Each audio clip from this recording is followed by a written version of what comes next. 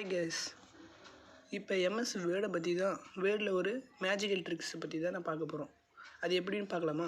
அப்படியே டைரெக்டாக போயிருக்கோங்க. வேர்டு ஒன்று ஓப்பன் பண்ணிக்கோங்க.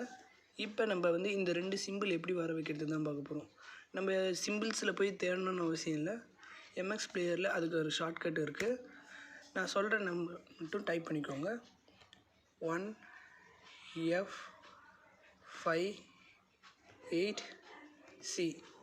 இதை அப்படியே டைப் பண்ணிட்டு Alt X கொடுத்தீங்கன்னா பென் சிம்பிள் வந்துடும். நெக்ஸ்ட்டு சிம்பிள் எப்படி வரணும்னா